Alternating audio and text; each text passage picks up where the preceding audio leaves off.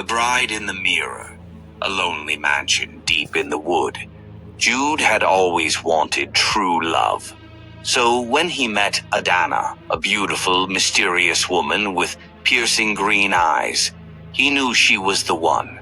She was perfect, almost too perfect. They married in a quiet ceremony, just the two of them. That night, she moved into his old mansion, a family house Jude inherited from his grandfather. But Adana had one rule: never look into the mirror at midnight. Jude chuckled. Is this one of those superstitions? Her grip tightened on his wrist, nails digging into his skin. Promise me, Jude. Never. Her eyes were different now, darker, colder. He hesitated, then nodded. All right, I promise. But curiosity is a terrible thing. The first night, at exactly 12:03 a.m., Jude woke up to a whisper. Jude, he blinked, turning towards his wife. Adana was fast asleep beside him. Maybe it was just a dream. Then he noticed something wrong. The mirror. In its reflection, Adana was sitting upright, watching him. Jude's breath caught in his throat. He quickly turned to her real body. She was still lying down.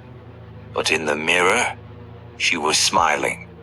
He shut his eyes, turned away, and whispered, It's just my mind playing tricks on me. Second night, Jude couldn't sleep. His heart pounded as he lay beside his wife. The room felt colder than usual. Then, a soft giggle echoed. He turned slowly. Adana was still asleep, but her reflection in the mirror, standing, watching, grinning. Why don't you come closer, my love? The reflection whispered, lips moving out of sync with her real body. Jude broke into a sweat. He shut his eyes. This isn't real. This isn't real. The third night, the nightmare begins. Jude had had enough. He was going to look at the mirror at midnight. He waited. The clock struck 12 a.m. Slowly, he turned towards the mirror. At first, it was normal. Just him, his wife, their reflection. Then, Adana's reflection started to move on its own. It turned its head all the way around, bones cracking as it faced him completely. Why did you break your promise, Jude? It hissed. Jude's blood turned to ice. His wife's real body hadn't moved, but in the mirror, her reflection crawled out. A cold hand gripped his ankle. He screamed, he fought, but she was too strong. The last thing he saw was her ghastly grin as she dragged him into the mirror. The next morning, Adana woke up alone. She looked at the mirror.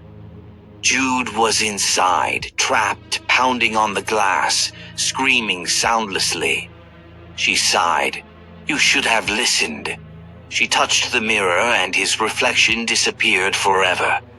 That night, she welcomed another man into her home, and the cycle continued. The mirror still calls.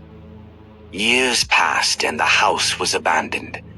Nobody dared to enter until a young man named Dapo bought it for cheap, unaware of its dark history. On his first night, he noticed something strange. The mirror in the bedroom was covered with a thick black cloth. Curious, he removed it. His heart stopped. It was an old mirror, dusty and cracked, but there was something inside it. A man, face pale and lifeless, hands pressed against the glass, mouth open in a silent scream. Then, as Dapo stepped closer, the man's lips moved. Help me. And behind him, a woman's face appeared, smiling. Moral of the story: if your partner tells you, Never look into the mirror at midnight. Listen, or you might just end up on the other. If you enjoyed this story, don't forget to follow me for more thrilling tales. See you in the next one.